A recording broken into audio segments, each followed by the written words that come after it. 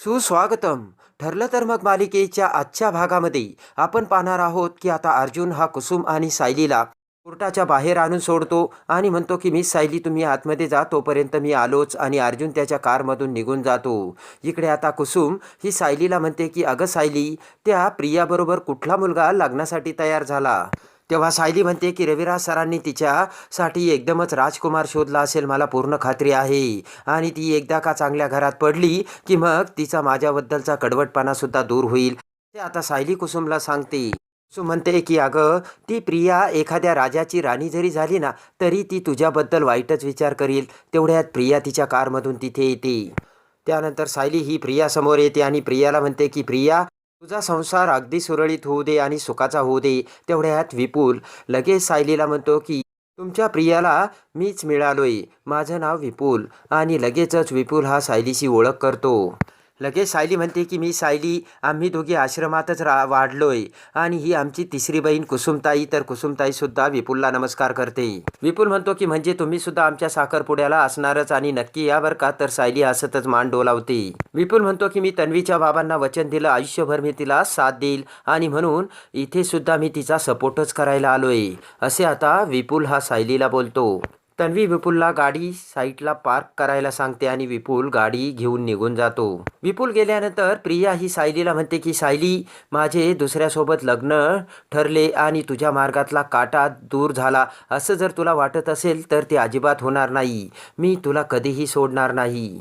प्रिया म्हणते की माझं लग्न जरी झालं तरी काहीच बदलणार नाही आणि जे माझं आहे ना ते मी मिळूनच राहणार. नागराज म्हणतो की अगं तन्वी, तेच गप्पा मारत राहणार का, चला आतमध्ये. तर कुसुम म्हणते की बापाची विषाची पिशवी जरी बाहेर काढली ना तरी तो डंक मारण्याचे काही सोडत नाही, तसेच या प्रियाचे आहे. कुसुम म्हणते की या प्रियाचा सुद्धा स्वभाव कधीच बदलणार नाही. तर नागराज हा प्रियाला आतमध्ये घेऊन जातो. कुसुम लगेचच सायलीला म्हणते की बिचारा तो विपुल, ही प्रिया ना त्या विपुलला त्रास देणार आहे. इकडे आता सायली ही कुसुमकडे प्रतिमाची आठवण काढते आणि म्हणते की तुझ्याकडे आलेल्या त्या बाई कशा आहेत.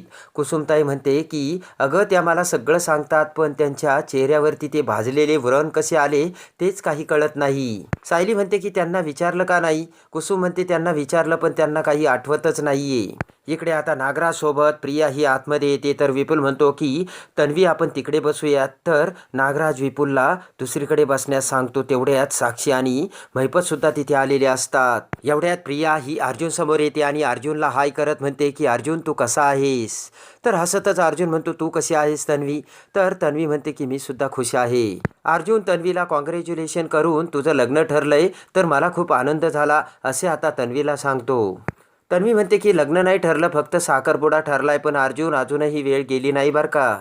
तू अजूनही हो म्हण अर्जुन, आपण अजूनही एकत्र येऊ शकतो, असे आता प्रिया ही अर्जुनला बोलते. अर्जुन हसतच म्हणतो की तुझं हे वाक्य आहे ना तन्वी, त्या किल्लेदाराने ऐकायला पाहिजे होतं. मी त्याला त्या दिवशीच म्हणालो होतो की तुझी मुलगी कोणत्याही घरची चांगली सून आणि चांगली बायको होऊ शकत नाही आणि तू ते आज प्रूव्ह करून दाखवलं. अर्जुन म्हणतो की प्रिया, मला तुझ्या होणाऱ्या नवऱ्याची खूप दया येते ग. तर अर्जुन म्हणतो की पण तू काही काळजी करू नको, मी आनंदी आहे. आणि सायलीकडे बघत अर्जुन विचार करतो की सायलींचे सुद्धा आभार, कारण त्यांनी माझा गडबड घोटाळा डोक्यातला दूर केला. कोट करत अर्जुन लगेचच तन्वीला म्हणतो की आवेर मी तन्वी. तर तेवढ्यात रविराज तिथे येत म्हणतो की झाली का सुरुवात माझ्या तन्वीला त्रास देण्याची.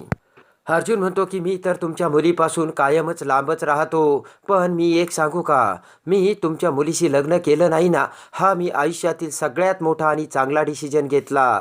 ते ऐकून रविराजला मोठा धक्का बसतो. आणि राहिला प्रश्न या तन्वीला टार्गेट करण्याचा, तर ते माझ्यासाठी इम्पॉर्टंट नाहीये, कारण मी तुमचा स्टुडंट आहे किल्लेदार, असे आता अर्जुन रविराजला बोलतो. कुठल्याही केससाठी बरेच मुद्दे गोळा करायचे हे मी तुमच्याकडूनच शिकलो आणि तन्वीसुद्धा माझ्यासाठी एक मुद्दा असल्याचे अर्जुन रविराजला सांगतो. तुम्हाला ते लवकरच कळेल, वेट अँड वॉच, असे आता अर्जुन रविराजला बोलतो. तर रविराज हा तन्वीला घेऊन बाजूला येतो. इकडे आता प्रिया ही विपुलला पाठीमागे बसण्यासाठी सांगते. तर लगेचच महिपत म्हणतो की कोण आहे हा. तर नागराज म्हणतो की प्रियाचा नवरा, पण प्रियाने त्याचं बुजगावणं करून ठेवलंय. साक्षी म्हणते की ए प्रिया, आता तू कोणत्याही गोष्टीचा इथे इश्यू करू नकोस आणि अर्जुनवर कॉन्सन्ट्रेट कर. इकडे आता साक्षी अटकणार हे बघून आता चैतन्याच्या डोक्यात खूप मोठा गडबड घोटाळा चालू असतो. तर आता चैतन्याचा पडलेला चेहरा बघून अर्जुन म्हणतो, चैतन्य ठीक आहेस ना तू? तर चैतन्य म्हणतो, हो अर्जुन. लगेचच जज हे कोर्टात येऊन कोर्टाचं कामकाज सुरू करतात. तर मधुकर पाटलांना हजर केले जाते. विटनेस बॉक्समध्ये येताच मधुभाऊ हे सायलीकडे बघतात आणि जजकडे. ते बघून आता तन्वी इकडे घाबरत म्हणते की अर्जुन सुद्धा आज मला प्रश्न विचारणार आहे, पण तो काय प्रश्न विचारील. आणि इकडे मधुभाऊ जजला नमस्कार करतात. तर अर्जुन उठून उभा राहत म्हणतो की माझे क्लायंट मधुकर पाटील यांचं जजमधील वागणं खूप छान आहे. जेलमध्ये एवढं चांगला वागणारा माणूस खून कसा करू शकेल, असे आता अर्जुन जजला बोलतो. रविराज म्हणतो की तुरुंगातील वागणूक आणि बाहेरची वागणूक याचा इथे काहीच संबंध नाहीये. कारण बऱ्याच जणांना तुरुंगात गेल्यानंतर उपरती होते आणि त्याचा पस्तावा येतो. अर्जुन म्हणतो की माय लॉर्ड, आज मला अशा विटनेसला बोलायचंय की जिच्यामुळे केसची दिशाच बदलणार आहे. आणि त्या विटनेसचं नाव आहे असे म्हणताच आता इकडे तन्वी उठू लागते. तर अर्जुन म्हणतो साक्षी शिकरे. तेव्हा आता साक्षीला मोठा धक्का बसतो. तर इकडे रविराज विचार करतो की आज अर्जुनने काहीतरी वेगळं खेळ खेळण्याचा प्रयत्न केलाय. घाबरतच तन्वी विचार करते की मला वाटलं की मलाच आज अर्जुन टार्गेट करणार, पण अर्जुनने तर आज वेगळाच डाव टाकलाय. इकडे आता साक्षी ही विटनेस बॉक्समध्ये येते आणि तिला खरं बोलण्याची शपथ देतात. इकडे आता अर्जुन साक्षीला म्हणतो की तुम्ही कोर्टाला स्टेटमेंट दिलं होतं की ज्या दिवशी विलाचा खून झाला ना त्या दिवशी तुम्ही आश्रमात गेलाच नव्हता. साक्षी म्हणते की बरोबर आहे, कारण त्या दिवशी माझ्या फ्रेंड सोबत मी माझ्या मित्राच्या पार्टीला गेले होते. अर्जुन म्हणतो की साक्षी तुम्ही नीट आठवा बरं का, पाठीमागे जे तुम्ही सांगितलं नाही ना त्याचा ते आठवण्याचा प्रयत्न करा. अर्जुन म्हणतो की कारण वेगळं जर काहीतरी घडलं असेल तर ते आठवायलाच पाहिजे. साक्षी म्हणते की मी पार्टीसाठी त्या रिसॉर्टमध्ये गेले आणि तिथून 2:45 बाहेर पडले. तिथले माझे फोटो, एंट्री, रजिस्टर आणि सगळं काही पुरावे आहेत त्याचे. आणि त्याचे CCTV फुटेजसुद्धा मी अगोदरच कोर्टाला सबमिट केले आहे, असे आता साक्षी अर्जुनला सांगते. अर्जुन म्हणतो की एक्झॅक्टली साक्षी, तुम्ही अगोदर दिलेले डिटेल्स आणि आत्ताचे वर्ड एकदम तंतोतंत मॅच करतायत. तुम्ही ते पाठ करून ठेवलं होतं का? ते ऐकून आता साक्षीला मोठा धक्का बसतो. रविराज म्हणतो की जे खरं घडलेलं असतं ना ते पाठ करण्याची गरज नसते माय लॉर्ड. तर रविराज म्हणतो की 8:30 आणि 2:46 हे बरोबर कसं लक्षात राहिलंय, आणि तेही अगदी तंतोतंत. कारण जनरली आपण त्याचे 8:30 आणि 2:45 वाजता असंच बोलतोय. त्यानंतर अर्जुन साक्षीला दुसरा प्रश्न विचारतो, ज्या वेळेस तुम्ही एखाद्या कॅफेमध्ये, रेस्टॉरंटमध्ये किंवा पेट्रोल भरायला जाता त्यावेळेस तुम्ही पेमेंट कसं करता? साक्षी म्हणते की यामध्ये याचा काय संबंध? तर अर्जुन म्हणतो कळेलच. तेव्हा साक्षी म्हणते की मी ऑनलाईन पेमेंट करते. डिजिटल ऑप्शन्स आता सगळीकडे आहेत बरं का, असे आता साक्षी अर्जुनला म्हणते. तर अर्जुन म्हणतो बरोबर आहे. मग या डिजिटल जगात तुमची एंट्री एका रजिस्टरमध्ये मॅन्युअली का केली गेली? अर्जुन म्हणतो की कुठल्या 5 स्टार रिसॉर्टमध्ये एंट्री मॅन्युअली लिहितात? साक्षी म्हणते की हा प्रश्न तुम्ही मला का विचारतात? मी काय त्या रिसॉर्टची ओनर नाहीये. तेव्हा त्याबद्दल जर तुम्हाला काही प्रश्न असेल ना तुम्ही तिथल्या मॅनेजमेंटला विचारा ना, मला का विचारताय, असे आता तन्वी अर्जुनला सांगते.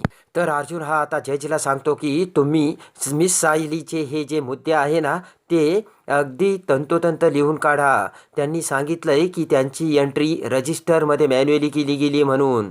लगेच जज ते सर्व रेकॉर्ड करतात. कारण असे लिहिलेले मुद्दे आणि डिटेल्स कधीही बदलू शकते आणि ते चेंज केले जाऊ शकतात, असे आता अर्जुन साक्षीला बोलतो. त्यानंतर अर्जुन म्हणतो की तुम्ही त्या रिसॉर्टमधून 2:46 बाहेर पडलात, त्या अगोदर तुम्ही बाहेर पडला होतात का?